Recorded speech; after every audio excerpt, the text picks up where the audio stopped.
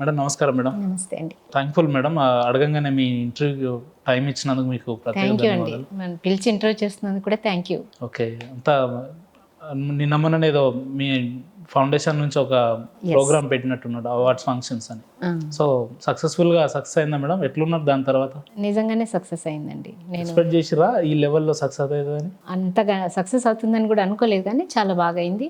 And I got very good appreciation. అంటే మా కాన్సెప్ట్ని యాక్సెప్ట్ చేసిన వాళ్ళంతా కూడా చాలా హార్ట్ఫుల్గా అప్రిషియేట్ చేశారు.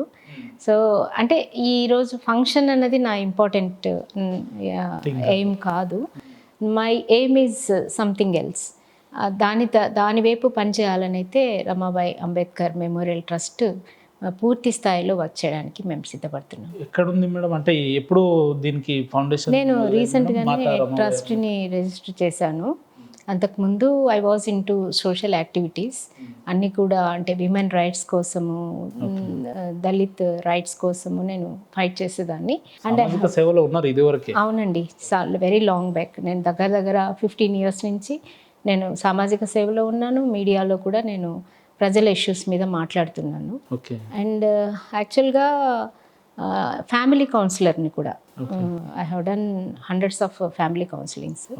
సో అవి చేసిన తర్వాత విమెన్ ఇష్యూస్ మీద, గర్ల్ ఎడ్యుకేషన్ మీద, గర్ల్ సేఫ్టీ మీద, విమెన్ సేఫ్టీ మీద చాలా విషయాల్లో మనందరం కూడా మీడియా తరఫున మీరు అందరూ కూడా చాలా పెద్ద ఎత్తున పని చేయవలసిన అవసరం ఉన్నది. అద్భుతమైన గొప్ప భారతదేశంగా నిర్మించుకోవడానికి మనందరం పనిచేయాలన్నది నా ఉద్దేశం అండి. అంటే ఆ ఎయిమ్ తోటి, ఆ కాన్సెప్ట్ తోటి వచ్చిందేనా ఈ trust? Ramabai Ambedkar memorial trust. Okay, trust పెట్టిరు, ఫౌండేషన్ పెట్టిరు, బాగానే ఉంది.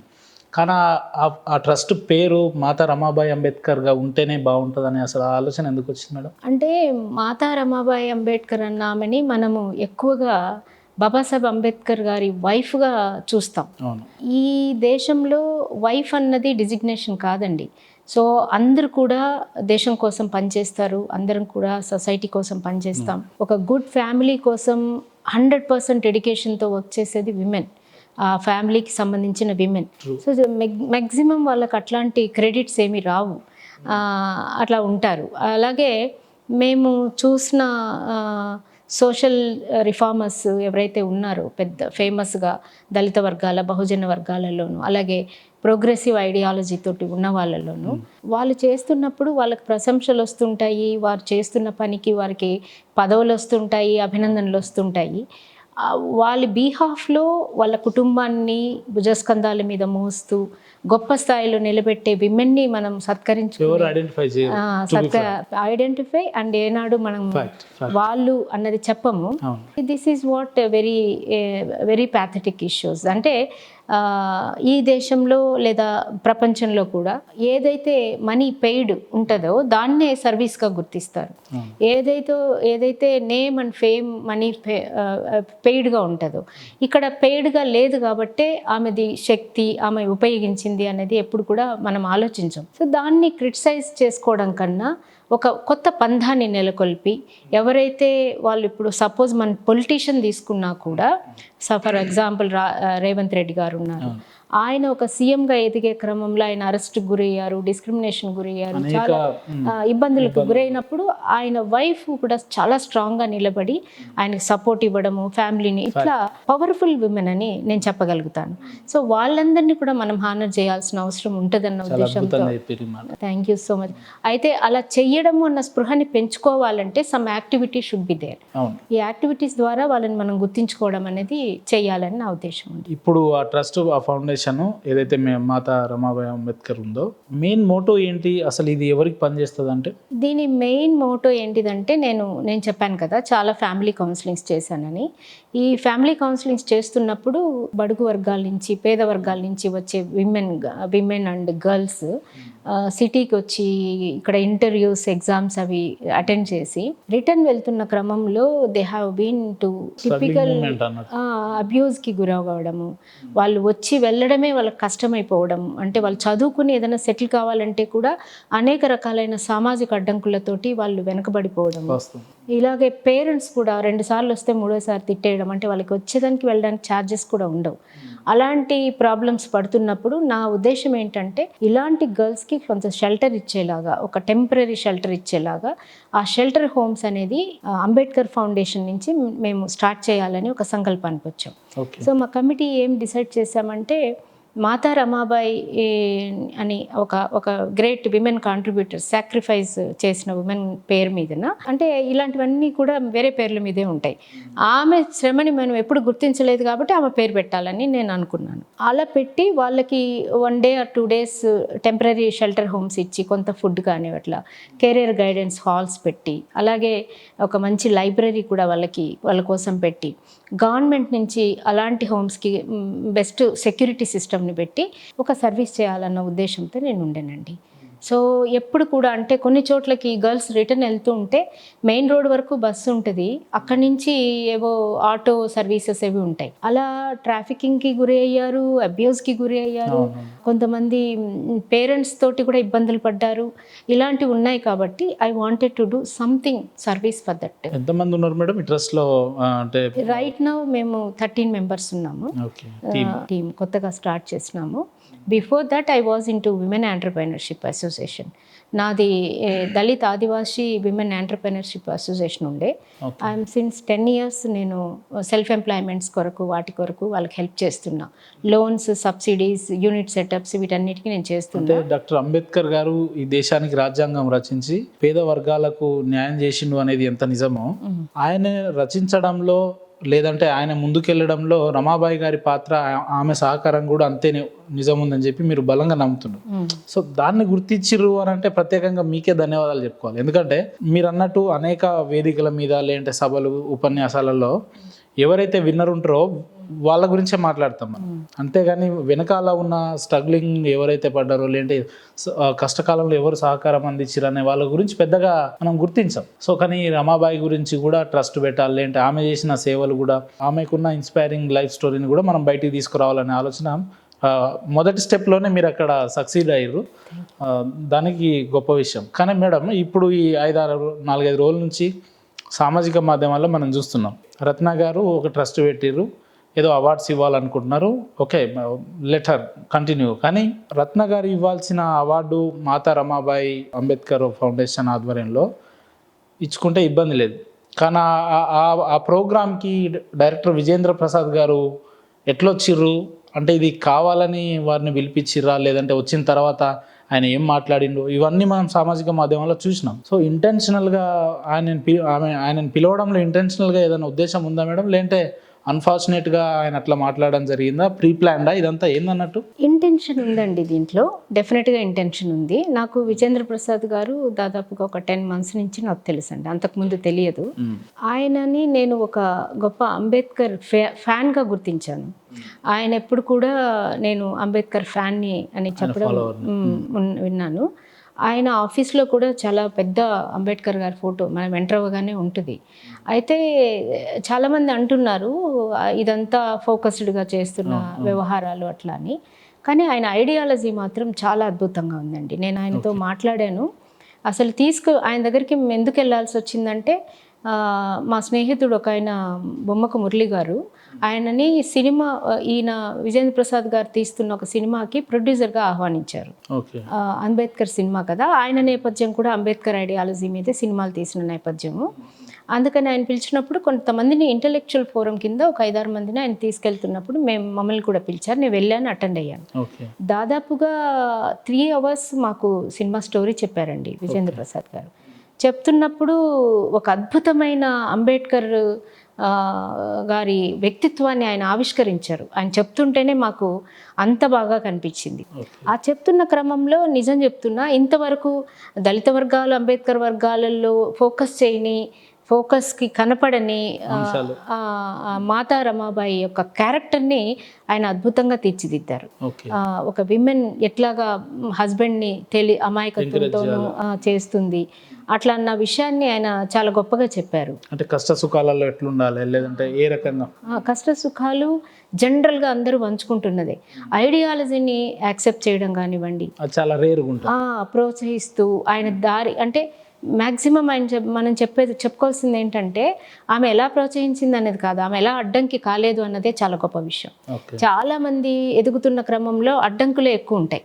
అడ్డంకి కాకుండా అంటే తన పిల్లల్ని పోగొట్టుకుంటూ తన కుటుంబాన్ని ఆమె కూడా చావుకు దగ్గర పడుతున్న క్రమంలో కూడా ఆయన ఒక ఉన్నతత్వానికి, ఆయన దేశ సేవకి, ఆయన చేస్తున్న సాక్రిఫైస్కి ఆమె సహకరించడమే ఒక పెద్ద దేశభక్తి, గొప్ప దేశభక్తి. ఆమె కన్నా మేము ఇచ్చిన అవార్డు కూడా సింబల్ ఆఫ్ సాక్రిఫైస్. అంతకన్నా సాక్రిఫైస్ని నేను ఎక్కడ చూడలేను. తనని తన కుటుంబాన్ని పోగొట్టుకుంటూ ఈ దేశానికి ఒక దార్శనికుడు, విజ్ఞానిని అందించిన ఆమె అందరికీ తల్లి అని నేను భావిస్తాను. సో ఆ రోజు స్టోరీ చెప్తున్నప్పుడు ఆయన అన్నారు, ఈ దేశంలో ప్రజల చేత, ప్రజల కొరకు, ప్రజలతో పాలించబడే ఈ దేశంలో ఈ ప్రజలు ఎవరు అని మనం ప్రశ్నించుకుంటే ఇప్పుడు మనం చెప్తున్నాం మెజారిటీ ఆఫ్ హిందువులు ఉన్నాం, మెజారిటీ ఆఫ్ ముస్లిమ్సా, మెజారిటీ ఆఫ్ క్రిస్టియన్సా, మెజారిటీ ఆఫ్ ఏ కాస్ట్ వాళ్ళు, ఇవన్నీ మనం చెప్పుకుంటున్నాం. ఈ కేటగిరీలో ఏమున్నదంటే మెజారిటీ ఆఫ్ విమెన్ కూడా ఉంది. మోర్ దాన్ 50% ఇప్పుడు చెప్పాలంటే విమెన్ ఉంది. విమెన్ ఎక్కడ కూడా రూలింగ్లో లేదు. అది ఆయన కూడా బాధపడుతూ చెప్పారు, women should come in to exist for the ruling. అది ఎక్కడో ఒకటో రెండో పేర్లు చెప్పుకోవడం కాదమ్మా, వాళ్ళ వర్క్ ఉంటుంది, సాక్రిఫైస్ ఉంటుంది. అలాగే వాళ్ళు రూలింగ్లో కూడా ఎక్కువ శాతం రావాలి. ఈ దేశము ఇప్పుడు మనం చూస్తున్నాము, ఎక్కడైనా ఉంటుందండి 12% ఉన్న ప్రజల కింద దేశపాలన ఉంటుందా? ఉండదు కదా. అంటే 85% ఉన్నటువంటి ప్రజల ఆకాంక్షలు కానివ్వండి, వారి కొరతలు కానివ్వండి, వారి బాధలు కానివ్వండి చెప్పడానికి, రిప్రజెంట్ చేయడానికి ఆ అడ్మినిస్ట్రేషన్లకి వాళ్ళే ఉండాలి. ఈ విషయాలు కూడా ఆయన డిస్కస్ చేస్తుంటే నేను ఆశ్చర్యపోయాను అనమాట. ఈ దేశంలో సతీ కానివ్వండి, ఇలాంటి పునర్వివాహాలు, అలాగే వితంతు వివాహాలు, బాల్య వివాహాలు, ఇవన్నీ ఎక్కడి నుంచి పోయినాయి? మన నుంచి ముందు వచ్చినటువంటి ఆచారాలన్నీ కూడా రాజ్యాంగం ద్వారా, సంస్కర్తల ద్వారా మనం రూపుమాపుకున్నాం కదా. సో అట్లాంటి ఒక ఇది రావాలి అంటే విమెన్ అండ్ ఈ వర్గాలు కూడా పాలకులుగా రావాలి అన్న ఒక అద్భుతమైన మాటని ఆయన చెప్పారు. ఇవన్నీ ఆయన నోటికొచ్చిన మాటల్లాగా నాకు అనిపించలేదండి. ఎందుకంటే ఆయన కొన్ని ఇంటర్వ్యూస్లో కూడా చెప్పారు, జెరూసలేం వెళ్ళానని, అక్కడ ఆయన శిల్వ మోసినానని, తర్వాత ముస్లిం మతాల అంటే ప్రతి మతాన్ని గౌరవించే ఒక గొప్ప వ్యక్తిత్వం అయితే ఆయనలో నేను చూశానండి. చూసిన తర్వాత ఆయన వస్తే చాలా బాగుంటుందని నేను ఆశపడితే ఆయన వెంటనే ఒప్పుకున్నారు. ఆయన మాతా రమాబాయి అనగానే అప్పుడు నాకు మళ్ళీ మాతా రమాబాయి అక్కడ స్టేజ్ మీద కూడా చెప్పారు. ఆ సీన్స్ కూడా ఆయన చెప్పి, అంత గొప్ప ఆమె చిన్న ఆమె, అందరూ చెప్పినట్టేదో ఒంట్లో జబ్బు బట్టి చనిపోయిన ఆమె కాదండి, ఆమె రక్తాన్ని దారిపోసినంత గొప్ప వ్యక్తి అని చెప్పారు ఆయన. అది నాకు చాలా బాగా అద్భుతంగా నచ్చింది. కానీ అక్కడికి వచ్చాక స్టేజ్ మీద కూడా వారు ఇంత నిజాలని ఎంత ధైర్యంగా, ఎంత గొప్పగా చెప్పగలుగుతారు అని నేను అనుకోలేదు. ఆయన చెప్పారు, బట్ ఆయన చెప్పిన దాంట్లో 100% నిజాలు ఉన్నాయి. అందరిలో ఎందుకు మిక్స్డ్ కాంటెక్స్ట్ వస్తున్నాయి నాకు అర్థం కాలేదు. ఒకటే స్టేట్మెంట్ దాదాపు 2 రాష్ట్రాలను షేక్ చేసింది. మా పూర్వీకులు చేసిన తప్పుకు నేను క్షమాపణ చేస్తున్నా, చెప్పరా నేను తప్పులు చేసినావు అని అన్నారు. సో సాధారణంగా ఎంత గొప్ప వ్యక్తితో ఉన్నా కూడా నిజాన్ని నిర్భయంగా ఈ రకంగా అయితే ఎవరు చెప్పరు. అది ఇంటెన్షనల్గా ఆ స్టేజ్ మీద ప్రిపేర్డ్గా కావాలని ఆయన చెప్పినట్ట, లేదంటే భావోద్వేగానికి గురై నిజాలు చెప్పాలి కాబట్టి ఒక వ్యక్తిగా అట్లా చెప్పినట్ట, లేదంటే ఏందనేది ఇప్పటికి చాలామందికి కన్ఫ్యూజన్లో ఉన్నారు. సో రత్న గారికి విజేంద్ర ప్రసాద్ గారికి ఏం సంబంధం, లేదంటే ఆ ట్రస్ట్కు ఆయన ఇలా వచ్చాడు, దీన్ని ఎట్లా క్లారిఫై చేస్తారు అని అంటే? అదే మీరు అన్నారు కదా, భావోద్వేగంతో చెప్పారా అంటే మనకు కనిపిస్తుంది. ఆయన ఎన్నాళ్ళ నుంచో నాలో గూడు కట్టుకున్నటువంటి ఒక బాధ అని చెప్పారు ఆయన జస్ట్ లైక్ దట్ వచ్చిన మాటలు కాదు. మాతో జరిగిన డిస్కషన్లో కూడా ఆయన మాట్లాడిన స్టేజ్ మీద చెప్పాలి కాబట్టి అని చెప్పినవి కావండి. ఆయన అంటూ కూడా ఈ అవకాశాన్ని నేను ఒక అవకాశంగా తీసుకొని నాలో ఉన్న విషయాలు చెప్తున్నాను. బట్ ఈ దేశంలో కొంత కుల వ్యవస్థతోటి అత్యధికమైన అత్యాచారాలు జరిగిన మాట వాస్తవం, జరుగుతున్న మాట కూడా వాస్తవం. చాలా సంస్కరణలు వచ్చాయి, కొంత సమానత్వం దగ్గరికి వచ్చాము. బట్ చాలామంది చెప్తూ ఉంటారు ఇక్కడ ఉందండి అన్టచబిలిటీ లేదు కదా అంటే, ఇప్పుడు మీతో నేను లేకపోతే ఇక్కడ ఉన్న వాళ్ళలో ఎంతమంది ఏ కులం వాళ్ళో తెలియదు, బట్ అందరం కలిసి మాట్లాడుకుంటున్నాం, కలిసి ఉంటున్నాం. కానీ ఇంటర్నల్గా చూస్తే ఏవైతే నాలుగు స్తంభాలు ఉన్నాయో ఈ దేశాన్ని ఏలుతున్న అడ్మినిస్ట్రేషన్లో, జ్యుడిషియరీ, లెజిస్లేటివ్, వీటన్నిటిలో కూడా, మీడియా, వీటన్నిటిలో కూడా ఒక వర్గం లేదా ఒక స్థాయి ఉన్న వర్గం వాళ్ళే ఎక్కువ ఎందుకున్నారు? స్వాతంత్రం వచ్చిన 75 సంవత్సరాలు దాటిన ఈ క్రమంలో ఎలా ఉండగలుగుతున్నారు? ఇప్పుడు 1950లో రిజర్వేషన్స్ వస్తే, రిజర్వేషన్స్ తర్వాత చాలా మంది క్వశ్చన్ చేస్తున్నారు, ఇన్నేళ్ళు అవసరమా రిజర్వేషన్స్ అని.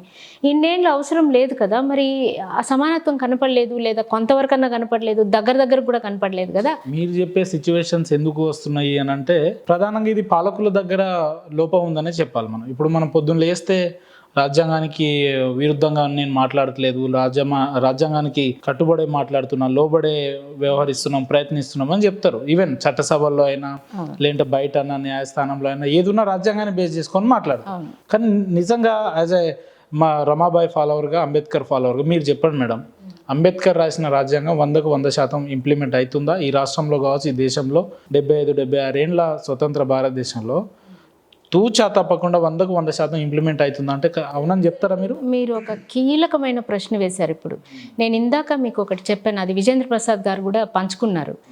పాలకులు ఎవరు ఫస్ట్ అన్నది ఆడ క్వశ్చన్. అంటే పాలితులు ఎవరు, పాలకులు ఎవరు? ఎక్కడైనా మనం చూస్తామా? మైనారిటీలో ఉన్నటువంటి శాతము ఇవాళ ఎప్పటి నుంచో పాలకులుగా ఉంటున్నారు. అంటే వాళ్ళు పాలకులుగా ఉంటే, బాబాసాహెబ్ అంబేద్కర్ అంటారు, మీకు వేసిన సంఖ్యలను తెంచమని వేసిన వాళ్ళని అడగండి అని ఆయన చెప్తారు. సో వాళ్ళు ఎప్పుడు మనకు సంఖ్యలు వేసిన వాళ్ళు తెంచుతారని మనం ఎలా ఊహించాలి? అందుకనే ఆయన కూడా మాతో అదే పంచుకున్నారు, పాలకులుగా విమెన్ అండ్ బహుజన వర్గాలు రావాలి. వచ్చినప్పుడు ఎందుకు అవ్వట్లేదు అంబేద్కర్ రాజ్యాంగం ఇంప్లిమెంటేషన్ అంటే, అడ్మినిస్ట్రేషన్ మొత్తంలో కూడా పరిపాలనా వర్గాలు ఆఖరికి చాలా pathetic.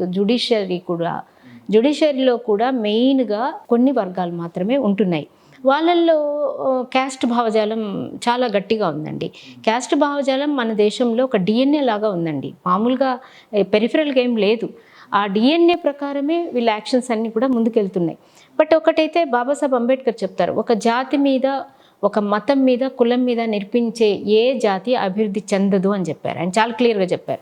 What is the base అనేది, అంటే నీకు ప్రమోషన్స్ ఇవ్వడానికి కానీ, నీకు పాలన ఇవ్వడానికి కానీ ఈ క్యాస్ట్ లేదా మతము వీటిని బేస్ చేసుకుంటే డెఫినెట్లీ ఆ నేషన్ అభివృద్ధి చెందే ఛాన్స్ అయితే లేదండి.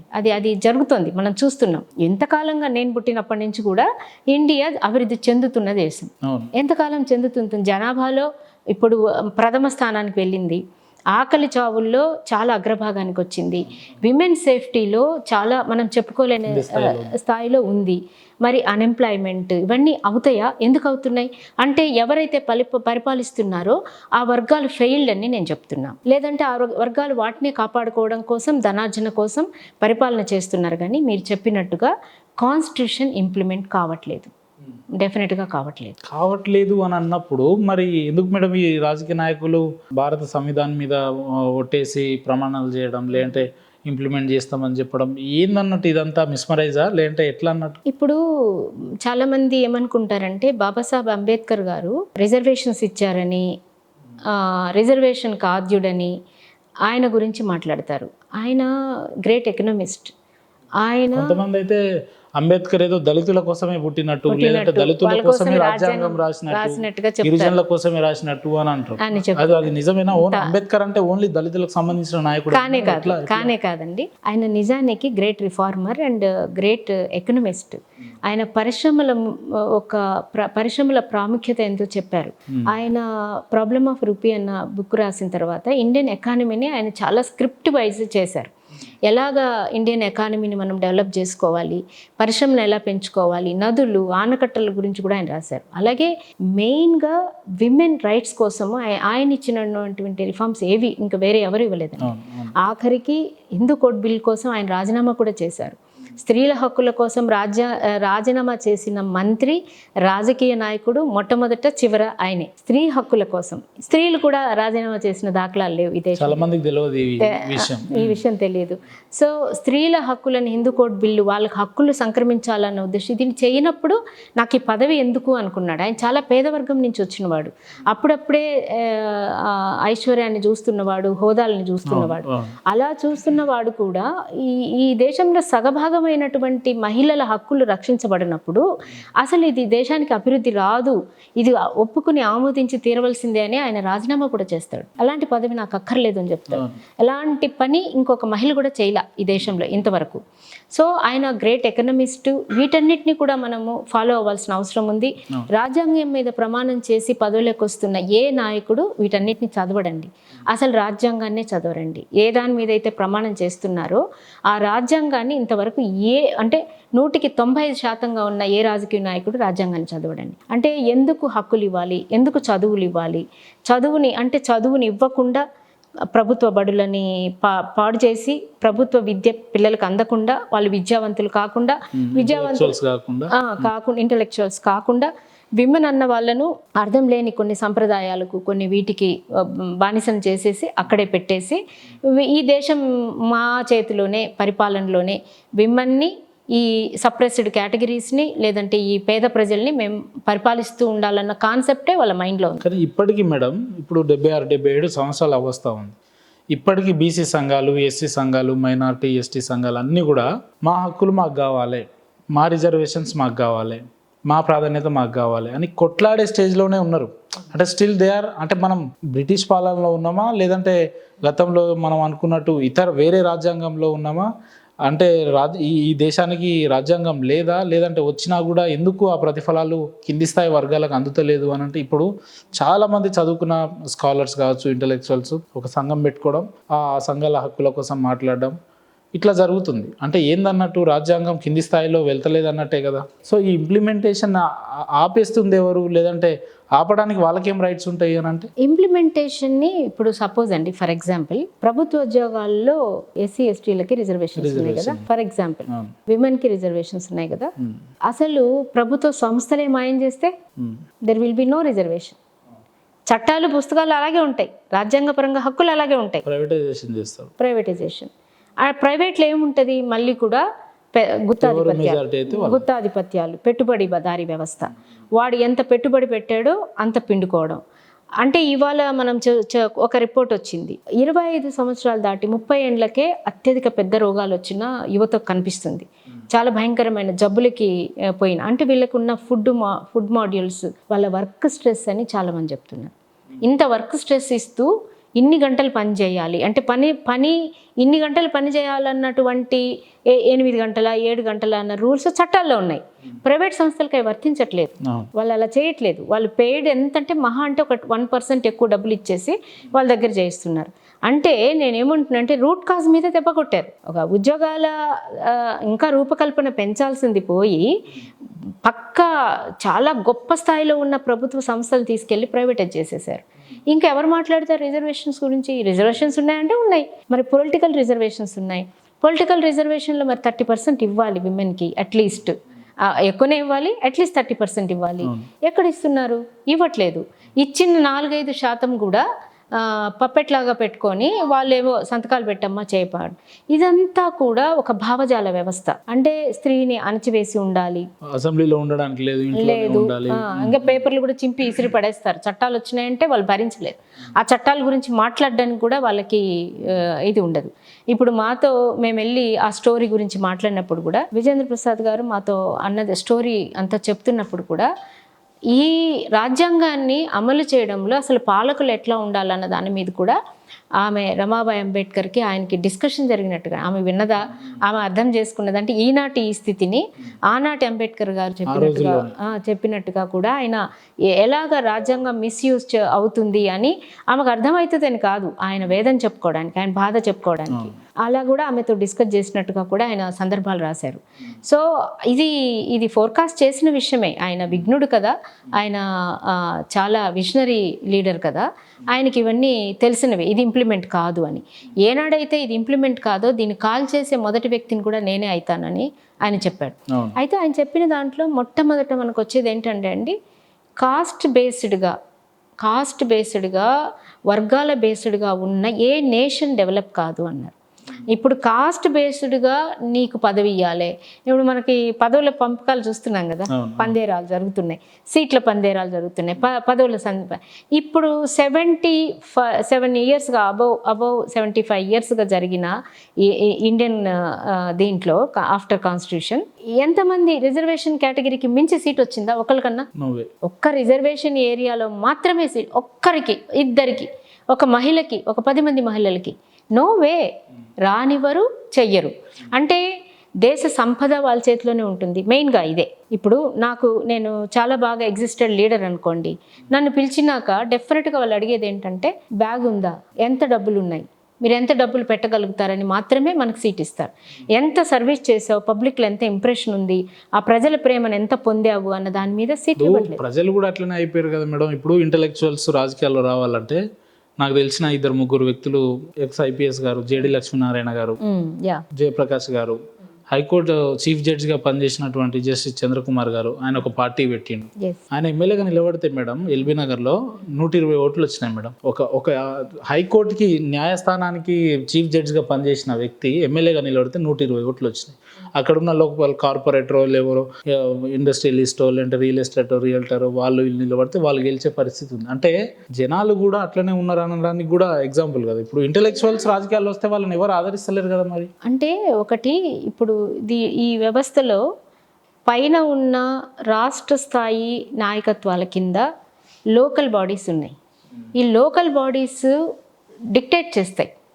లోకల్ బాడీస్ ఎవరికి ఓటేయాలి, ఎవరికి ఓటేయకూడదు. అంటే సపోజ్ ఇక్కడ ఎమ్మెల్యే వచ్చాడు అనుకోండి, they will tell very clearly, ఆడ ఎమ్మెల్యే అయినా ఇంకోటి ఓటేశారంటే పైన ఉన్నోడు మీకు డబ్బులు ఇవ్వడు, మీ అభివృద్ధి జరగదు. చాలా క్లియర్గా థ్రెట్ చేస్తారండి.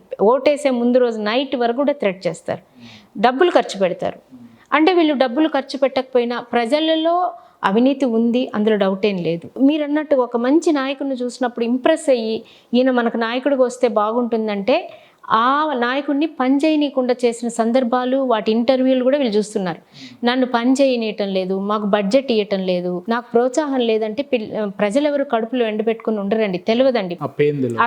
అజ్ఞానంతో, వారి పేదరికంతో వాళ్ళు తీసుకునే ఆలోచనలు తప్ప వీ కెనాట్ బ్లేమ్ దెమ్ 100%. ఇంకొకటి, విద్యావంతులు మీరు చూస్తున్నారా, ఒక సిటిజన్షిప్ అనేది ట్రాఫిక్ ముందుకెళ్తూ ఉంటే బీటెక్ చదివినోడు సిగ్నల్ జంప్ చేస్తాడు, డాక్టర్ చదివినోడు ఫుట్పాత్ మీద బండి నడుపుతాడు. వీళ్ళనేమనాలి? దీనికోసం ఎవరైనా వచ్చి అడ్డుకుంటారా? లేదు కదా. అంటే రూల్స్ బ్రేక్ చేసేది అనేది ఉండకూడదు. అవి వాళ్ళు చేస్తున్నప్పుడు, అంటే హైలీ ఎడ్యుకేటెడ్స్ ఇట్లా చేసినప్పుడు కింద ఉన్న చదువుకొని వాళ్ళని కానివ్వండి, పేదలను కానివ్వండి, మార్చే అవకాశం చాలా తక్కువ. స్వార్థపూరితమైన వ్యవహారం ప్రజల్లో రావడానికి స్వార్థపూరితమైనటువంటి దుర్మార్గమైనటువంటి నాయకత్వాలే. కానీ ఇప్పటికీ ఏదైతే మనవాద వ్యవస్థకు సంబంధించిన ఆలోచనలు కావచ్చు, లేదంటే ఇప్పుడు రాజ్యాంగ విరుద్ధంగా జరిగే ఆలోచనలు, ఇప్పుడు మనం మంచి ఏ టెక్నాలజీలో ఉన్నాం, ఇంటెలెక్చువాలిటీలో ఇప్పుడు సైన్స్ని, రాకెట్ని అంతరిక్షంలో పంపే రోజులలో ఉన్నాం మనం. ఇప్పటికీ సంస్కృతి సాంప్రదాయాలని, లేదంటే కుల వివక్ష అని చెప్పి, వర్ణ వ్యవస్థ అని చెప్పి, మనువాద వ్యవస్థ అని చెప్పి ఆ రోజులలో ఉన్నామా మేడం? ఇప్పటికీ అది ఉందా, క్యాస్ట్ డిస్క్రిమినేషన్? అంటే మీరు నన్ను అడిగారు కదా, నేను మిమ్మల్ని అడుగుతా, మీరు చెప్పండి. ద్రౌపది ముర్ము గారు ఈ దేశానికి ప్రెసిడెంట్, రాష్ట్రపతి, అత్యున్నత పదవిలో ఉన్న మొదటి పౌరురాలు. ఆమె విడో అన్న కారణంగా ఆమెని పార్లమెంట్ ప్రారంభోత్సవాలకు కూడా ఆమెను ఇన్వైట్ చేయలేదు, ఆహ్వానం కూడా ఆమెకి ఇవ్వలేదు. ఇంతకన్నా పెద్ద ఎగ్జాంపుల్ ఏం కనపడాలి మనకు? అయితే తర్వాత ఈ దేశంలో అంతకుముందు కూడా, నేను ఏ ఒక్క పార్టీని అన్నాం కాదు, ఇందిరాగాంధీని కూడా గుళ్ళెకి రానివ్వని పరిస్థితి వెరీ లాంగ్ బ్యాక్. ఆమెను కూడా అడ్డుకున్న వ్యవస్థలు ఉన్నాయి. ఆనాటి మనువాద వ్యవస్థ, ఈనాటి నిన్నటి వరకు కూడా మనువాద వ్యవస్థ ఎక్కడుందండి? రాజ్యాంగం ప్రకారం. మీరు ఇదే రాజ్యాంగం యొక్క గొప్పతనం మేడం, మీరు ఇందిరాగాంధీ పేరు ప్రస్తావించారు కాబట్టి, ఇదే ఇందిరాగాంధీ గారు విడో మహిళగా చేయబట్టి నేను గుళ్ళోకి రానివ్వలేదు, కానీ ఇదే డాక్టర్ బిఆర్ అంబేద్కర్ రాసిన రాజ్యాంగం ప్రకారం నేను పార్లమెంట్లో అడుగు పెట్టగలిగిన, అది రాజ్యాంగం యొక్క గొప్పతనం అని చెప్పి ఆమె మాట్లాడిన చాలా గొప్ప మాట అండి. అసలు నిజంగా మనసు, రాజ్యాంగం ఉంది, బతికుంది అన్న సంతోషం కలిగించే మాట. సో ఆ రోజు ఈ రోజు కూడా రాజ్యాంగం ద్వారా మాత్రమే ఎక్కడైనా, ఏ దేశంలో అయినా చట్టాల ద్వారా మాత్రమే హక్కులు వస్తాయండి. బట్ కొన్ని సంప్రదాయాలు ఉంటాయి, కొన్ని ఆచారాలు ఉంటాయి. ఆచార వ్యవహారాలు చట్ట అయినా కూడా మనిషి యొక్క ఫండమెంటల్ రైట్స్ని హరించేలాగా ఎప్పుడు కూడా ఏ దేశంలోనూ ఉండకూడదు. సో ఇప్పుడు మత స్వేచ్ఛ కూడా ఫండమెంటల్గా మనకున్న స్వేచ్ఛే. ఆ స్వేచ్ఛ అనేది బేసిక్ థింగ్స్ని, చట్టాలని ఉల్లంఘించే స్థాయికి రాకుండా చూడవలసింది మాత్రం ప్రభుత్వాలు, పాలకులు వీళ్ళే చూడాలి. సో ఈ దేశంలో మనువాద వ్యవస్థ ముందుకెళ్తోంది, చాలా పెద్దగా ముందుకెళ్తుంది. నేనైతే ఆహ్వానిస్తున్నానండి. విజేంద్ర ప్రసాద్ గారు లాంటి ఒక గొప్ప తాత్వికుడు, ఆయన ఒక గొప్ప విజనరీ. నిజంగా చెప్పాలంటే నా ఉద్దేశంలో, నేను సమాజం చూసిన వ్యక్తి వేరు, నేను చూసిన వ్యక్తి వేరు. అండ్ చాలా సింప్లిసిటీ. ఏంటి మేడం విజేంద్ర ప్రసాద్ గారిలో మీకు కనిపిస్తున్న ప్రత్యేకత ఏంటి? విమెన్ ఈక్వాలిటీ గురించి ఆయన మాట్లాడారు. ఆయన మాట్లాడడం కాకుండా సినిమా అంటే ఏంటి, ఇట్స్ అ గ్రేట్ మీడియా. ప్రజలకి ఒక మెసేజ్ని తీసుకంటే మీతో నేను మాట్లాడుతున్నా, మనం అక్కడ కూర్చొని మాట్లాడుతున్నప్పుడు మన ఇద్దరం షేర్ చేసుకున్నాం. ఈ కెమెరా మీద మాట్లాడుతున్నప్పుడు I can share my views with lakhs of people. ఆయన ఒక సినిమా మళ్ళీ రిపీట్ అయ్యే ఒక సినిమాని, అందులో కొన్ని సంస్కరణలని, నిజాలని, దేశానికి కావాల్సిన అంశాలని ఆయన పెడుతున్నప్పుడు ఆయన గ్రేట్ కాక్ ఇంకేంటండి. చేతులెత్తి ఆయనకు నమస్కరించగలిగేంత గొప్ప వ్యక్తిత్వం ఉందని మాత్రం నేను చెప్తాను. అలాగే బొమ్మకు మురళి గారు చాలా అంబేద్కరైట్, ప్యూర్ అంబేద్కరైట్. ఆయన పిలిపించుకుని, అంటే ఈయన అన్నారు, నేను రీసెర్చ్ చేశాను అన్నారు. ఆయనను మమ్మల్ని పిలిపించుకుని మాతో డిస్కస్ చేసి, ఈ సినిమా మీతో కలిసి చేయాలనుకుంటున్నాను, నేను స్క్రిప్ట్ అంతా రెడీ అయింది, ఆ స్క్రిప్ట్ కంప్లీట్ అవుతూనే మీకు అది వాళ్ళ మధ్య అగ్రిమెంట్స్ కూడా అయినట్టున్నాయి, అగ్రిమెంట్స్ కూడా కొన్ని రాసి కంప్లీట్ అయింది అన్నారు. మురళి గారి స్టూడియోకి కూడా ఈయన వెళ్ళి చర్చలు అయినాయి వాళ్ళకి అన్నీ కూడా. ఐ థింక్ అది కూడా కంప్లీట్ అవుతున్నట్టుంది. ఇంకొక విషయం ఏంటంటే, నేను చెప్పకూడదు, చెప్తున్నా, ఇక్కడున్న చాలా పెద్ద కాస్టింగ్ తోటి చేస్తున్నారు, ఆయన ఫేమస్ కాస్టింగ్ తోటి చేస్తున్నారు. అది కూడా నేషనల్ లెవెల్. ఎగ్జాంపుల్ ఏమైనా చెప్పగలుగుతారా? అంటే అది మనం చెప్పకూడదు కదా, కరెక్ట్ కాదు. ఇక్కడున్న టాప్ యాక్టర్స్ తోటి, ఇండియన్ టాప్ యాక్టర్స్ తోటి ఆయన సినిమా ప్లాన్ చేశారు. చాలా పెద్ద బడ్జెట్. ఎవరండి అంత గొప్ప ఆయన చేస్తున్న యజ్ఞం అది. బాబాసాహెబ్ అంబేద్కర్ విజన్ మీద ఇవాళ కొలంబియా యూనివర్సిటీలో 100 సంవత్సరాల చరిత్రలో 2004లో అయిందనుకుంటా, 5లో 4లోనో 100 సంవత్సరాల హిస్టరీలో 100 మంది విజ్ఞానవంతుల్ని సెలెక్ట్ చేస్తే doctor Babasaheb Ambedkar stood at first place. ఈ దేశంలో ఎంతమందికి తెలుసండి? ఎన్ని ఉత్సవాలు జరిగాయి ఇక్కడ, ఎంతమంది ఫ్లెక్సీలు వేశారండి. ఇవాళ ఆయన ఎవరో ఒక రామ్ చరణ్కి కూతురు పుడితే అక్కడ పోయి కెమెరాలు పెట్టుకుని ఆ బిడ్డలు పుడితే చూపిస్తున్న దరిద్రమైన సిచ్యువేషన్స్ ఇక్కడ ఉన్నాయి. బాబాసాహెబ్ అంబేద్కర్ కొలంబియా యూనివర్సిటీ ఏంటండి, ప్రపంచ దేశాల్లో గొప్ప యూనివర్సిటీ.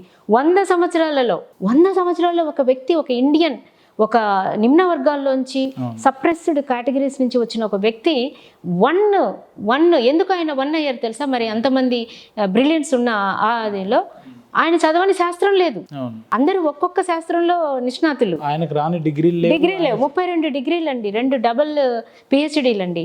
అంత చేశారు కాబట్టి ఇంత జ్ఞానం ఎవరికి లేదని విదేశాలు గుర్తిస్తే, ఈ దేశంలో ఆయన్ని క్యాస్ట్ పరంగా ఆయన ఒక క్యాస్ట్ గుర్తింపుగా క్యాస్ట్ పరిమితం చేసి అసలు ఆయన పుస్తకాలు బయటకు రాలేదండి.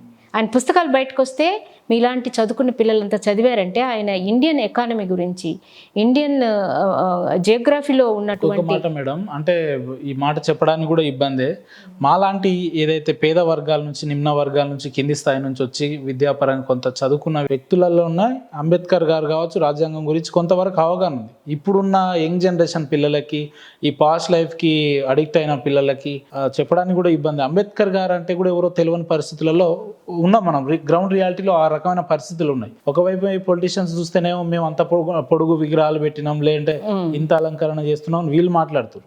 కానీ నిజంగా అంబేద్కర్ గారి ఐడియాలజీలు ప్రజల్లోకి వెళ్ళాలంటే విగ్రహాలు పెడితే సరిపోతుందా, లేదంటే విజయేంద్ర ప్రసాద్ గారి లాంటి వ్యక్తులు సినిమా ద్వారానో, బుక్స్ ద్వారానో ఆయన ఆలోచనలో మనలో ఇమడగలిగేలా చేయాలంటే ఈయనలా చేస్తే బెటరా, లేదంటే పొలిటీషియన్స్ అన్నట్టు విగ్రహాలు పెట్టి దండలు పెడితే బెస్ట్ అంటారు? విగ్రహాలు, దండలు అంబేద్కర్ గారి సిద్ధాంతాలకు విరుద్ధం. ఒక ఐకానిక్ గా, ఒక విజ్ఞానానికి రూపంగా మనం చూడొచ్చు, కానీ ఆయన సిద్ధాంతాలకి అది విరుద్ధం అండి. అంబేద్కర్ గారు ఎప్పుడు విగ్రహాలని ఆయన ప్రోత్సహించారు. అదంతా ఓటు బ్యాంక్ రాజకీయం, 100% ఓటు బ్యాంక్ రాజకీయం. ఇవాళ 125 feet విగ్రహాన్ని చూసి వెళ్తుంటే సెల్యూట్ కొడుతుంటా, మనసంతా ఆనందంతో నిండుతుంది. అది కాదు. ఆయన పేరు చెప్పి ఒక 2000 స్కూళ్ళు పెట్టచ్చు, ఆయన పేరు చెప్పి ఒక 1000 లైబ్రరీలు పెట్టచ్చు, ఇలాంటివి ఎన్నో చెయ్యొచ్చు. అయితే మీరు అన్నట్లుగా అసలు అంబేద్కర్ పాఠ్యాంశాన్ని తీసేశారు. పాఠ్యాంశాల్లో నుంచి, పుస్తకాల్లో నుంచి అంబేద్కర్ గారి చరిత్ర ఉన్న పాఠ్యాంశాన్ని తీసేశారు. వీటిని మార్గం ఏముంటుంది? ఇంతకన్నా దుర్మార్గం ఏముంది? మళ్ళీ అంబేద్కర్కి వచ్చి దండేస్తారు, దండాలు పెడతారు. అవును. సో ఆయన పాఠ్యాంశాలు ముందుకు రావాలి.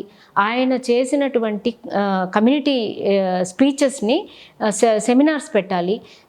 కొంచెం విద్యాస్థాయి పెరిగిన తర్వాత వాళ్ళల్లో అంబేద్కర్ ఫెలోషిప్ అవార్డ్స్ తీసుకురావాలి. ఎవరైతే ది బెస్ట్ సోషల్ సర్వీస్ ఇస్తారో వాళ్ళకి అవార్డ్స్ తీసుకురావాలి, ప్రోత్సహించాలి. దిస్ ఇస్ ద మేనర్ కదా.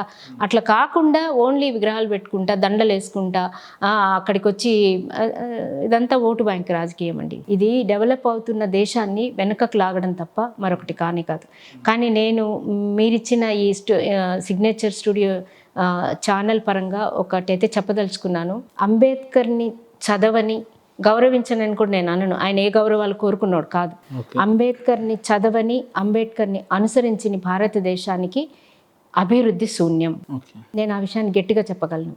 స్త్రీల హక్కులని, అలాగే సమాజానికి ఆయన ఇచ్చిన దృక్పథాన్ని మనం నేర్చుకోవాల్సిన అవసరం ఉంది, పాటించాల్సిన అవసరం. చూడండి, ది బెస్ట్ నేషన్ అవుతుందండి ఇండియా. ఆ రూల్స్ కనుక మనం పాటించి ఆ రాజ్యాంగ విధానాలతో కనుక ముందుకెళ్తే ఎవరండి రాస్తారు? ఇన్ని రకాల భాషలు ఎక్కడన్నా ఉన్నాయో ఒక దేశంలో? ఇన్ని రకాల కల్చర్స్, ఇన్ని రకాల భాషలు, ఇన్ని రకరకాల జియోగ్రఫీ, వీటన్నిటిని స్టడీ చేసి ఒక సంక్షిప్తమైన, గొప్ప, అనుభవపూర్వకమైనటువంటి అతిపెద్ద రాజ్యాంగాన్ని ఇచ్చారు చాలా సౌలభ్యంగా. మన సౌలభ్యం కోసం ఎప్పటికప్పుడు మనం మార్పులు చేర్పులు చేసుకుంటూనే వస్తున్నాం. కానీ దాని మూల సూత్రాల్ని మాత్రం పూర్తిగా త్యజించాం. నేను చెప్తాను, 30% విమెన్ రిజర్వేషన్ అమలు కావాలి. తర్వాత ఏదైతే కాస్ట్ పరంగా ఉన్న రిజర్వేషన్స్ తీసేసి పాలకులుగా, ఎందుకంటే బాబాసాహెబ్ అంబేద్కర్ చెప్పారు, for all the problems there is a key, that is master key. Master key ఏంటి అంటే పాలకులుగా వీళ్ళు రావాలి. పరిపాలనా వర్గాల్లో ఏమంటారు, political keys a master key can opens every lock అని. Every lock. So political key is a master key.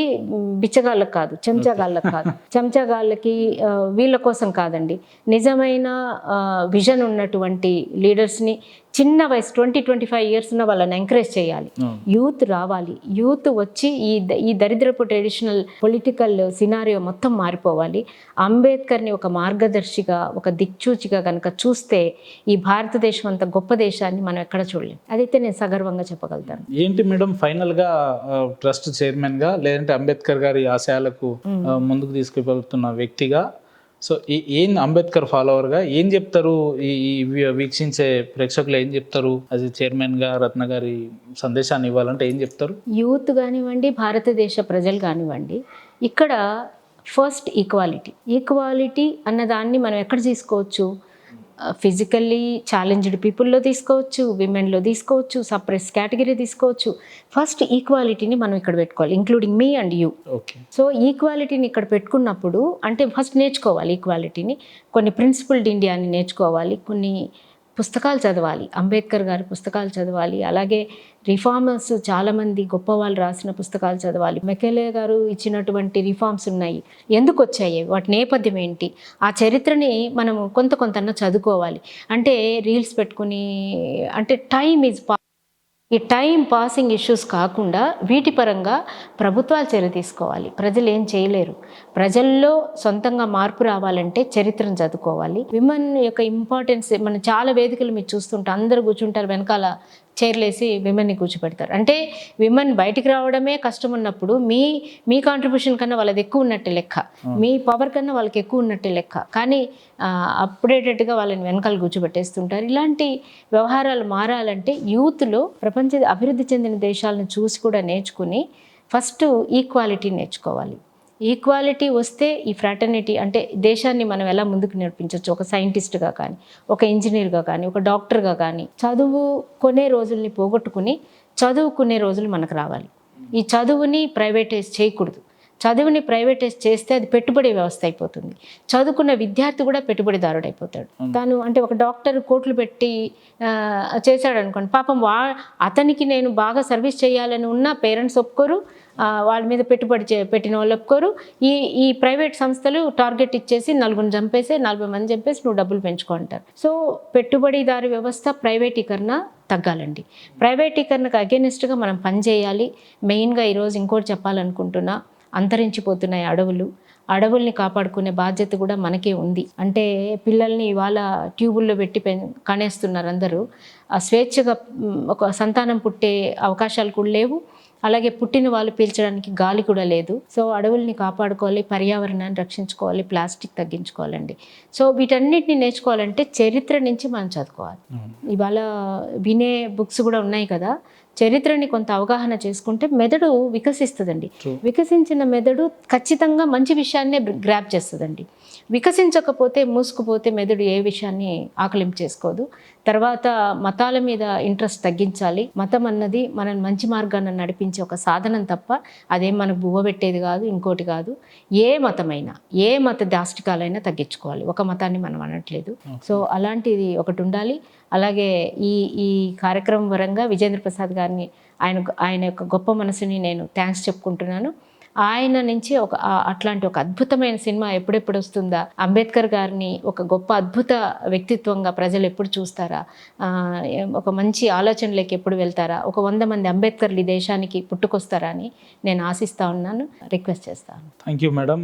నిజమైన రాజ్యాంగ పరిరక్షరాలుగా రాజ్యాంగం కింది స్థాయి వరకు అమలు కావాలని కోరుకునే వ్యక్తులలో మతం కంటే మానవత్వం గొప్పది అని బలంగా నమ్మేటువంటి వ్యక్తులుగా మిమ్మల్ని కూడా మేము అభినందిస్తున్నాం మేడం. ఈ స్టూడియోకి వచ్చి అనేక అంశాల మీద సుదీర్ఘంగా చర్చించినందుకు మీకు ప్రత్యేక ధన్యవాదాలు madam. Thank you madam. Thank you so much.